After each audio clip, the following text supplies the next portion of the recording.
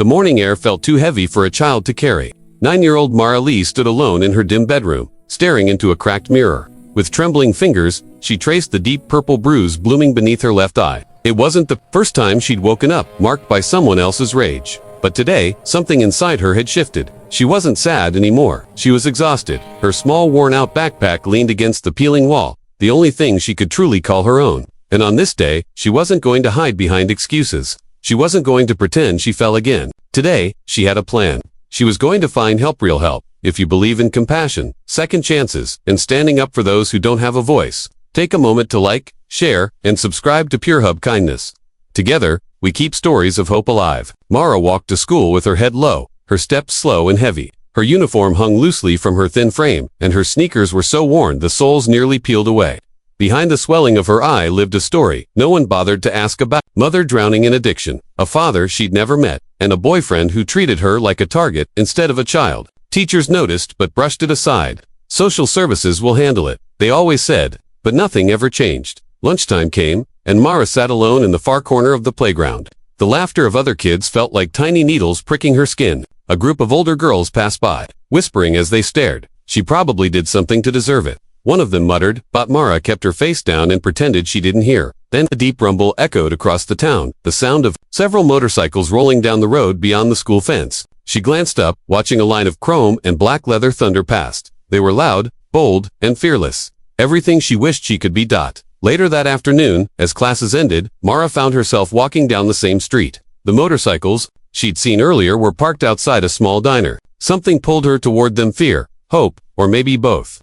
She pushed the diner door open, a small bell jingling above her head. Inside, the smell of coffee, grease, and engine oil filled the room.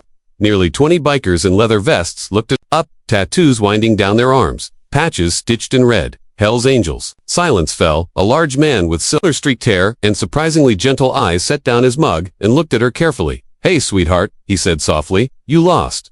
Mara didn't speak. She clutched the straps of her backpack, fighting her shaking voice. Then it slipped out. Quiet, fragile, heartbreaking. Can one of you be my dad, please?" The entire diner froze. A few men exchanged stunned glances. The older biker stood, walked toward her, and knelt down. That's when he saw the bruise. His expression changed instantly.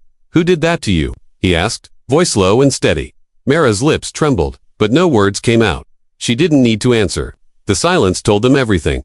Within minutes they had her wrapped in a warm blanket, sitting safely in a booth. She spoke in broken pieces about her mother's boyfriend, the yelling, the hitting, the nights she prayed someone would care enough to stop it. And these men, tough, rough around the edges, listened like her story mattered. They weren't perfect. They carried their own scars. But one thing they could never ignore was a child in pain. That night, they didn't ride off. They called Child Protective Services. They filed reports. They stayed until they knew she wouldn't be sent back to that house. By morning, the story of the little girl who walked into a biker diner had spread across town. But no one could have predicted what came next. At 8:15 the following morning, as students filed into East Hollow Elementary, a thunderous roar shook the quiet street. Teachers peeked out of windows. Parents gasped. Children pressed their faces to the glass. 27 Hell's Angels pulled up to the school gates, parking their bikes in a single line. The silver-haired leader stepped forward, holding Mara's patched backpack. Inside the classroom, Mara froze when she saw them. Her heart pounded, but for the first time, it was not from fear. Someone had shown up for her. They didn't go inside. They didn't cause trouble. They simply stood there, a silent wall of protection between her and anyone who had ever hurt her. When the principal rushed out demanding explanations, the leader smiled calmly. "We're here to make sure she knows she's not alone. Not anymore." That moment reshaped Mara's life. Reporters came. Opinions flew.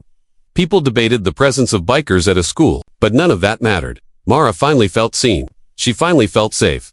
That evening, she was placed with a foster family recommended by one of the bikers, a family who had lost a daughter years ago, and opened their hearts to another child who needed love. Years passed. Mara grew stronger. She went to college, built her future, and later started a nonprofit helping abused kids find their voices.